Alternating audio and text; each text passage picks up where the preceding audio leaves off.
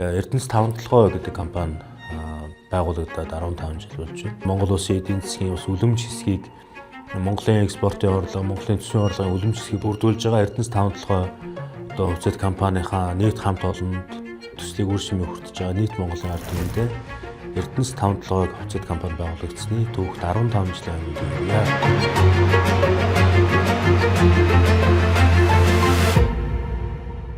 Өмнө аймгийн төр захиргааны байгууллагууд,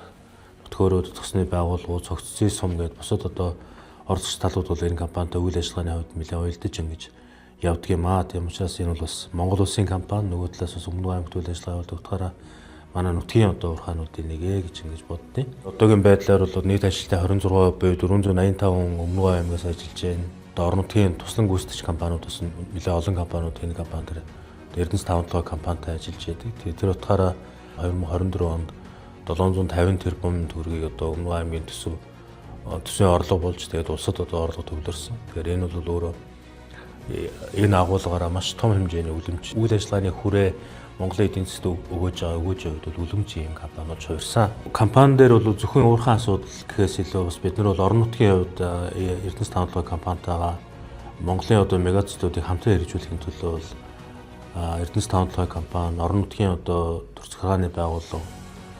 мөн одоо тухайн сумын цогцлын сумын эрдэнэ төлөвчний хурал, аймгийн эрдэнэ төлөвчний хурал гэдэг эдгээр байгууллагууд бол хоорондоо маш их уялдаж хамтын шийдвэрүүд бол гаргаж ирсэн байдаг. Тухайлбал одоо нүүр сугаах үйлдвэрийн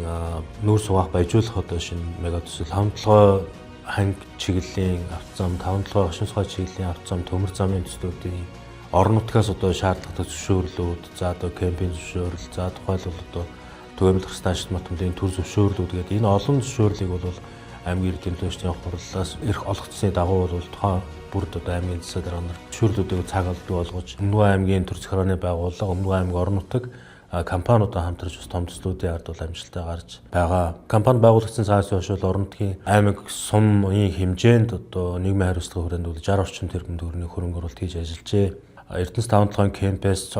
цогцлын сум хүртэл 15.6 км автсан байгаа. Энэ бол орон нутгийн өмчлөлийн одоо ийм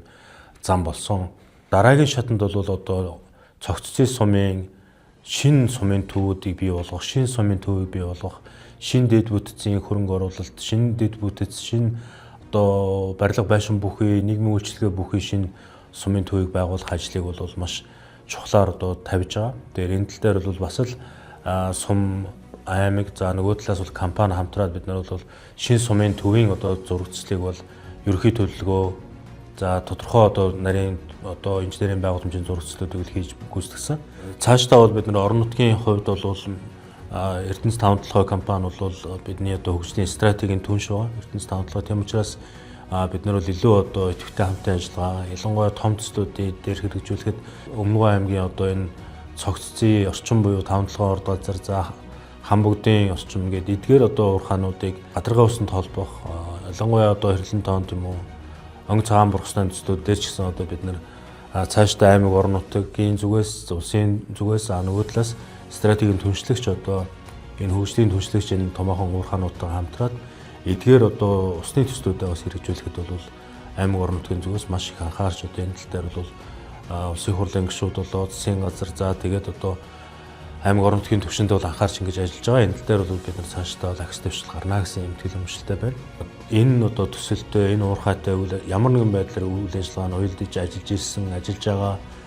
туслан гүйцэтгэгч нар, ажилтны албан хаагч нар за ингээд дотоод гадаадын гэрээлэгч компаниуд мөн энэ төслийг одоо төслөөс уялдаж одоо бий болж байгаа эрчим хүчний дэд үтцийн одоо баяжуулахын ингээд олон төслүүдийн хамт олон энэ төслийн нийт одоо төслийг үр шимээ хүртэж байгаа нийт Монголын ард түмэндээ Эрдэнэс 5-7 хувьцаат компани байгуулагдсны түүхт 15 жилийн өмнөдийг хүргье. Та бүхэнд илүү их амжилт, илүү их хурдцтай, хариуцлагатай хөгжлийг хүсье өрөөё.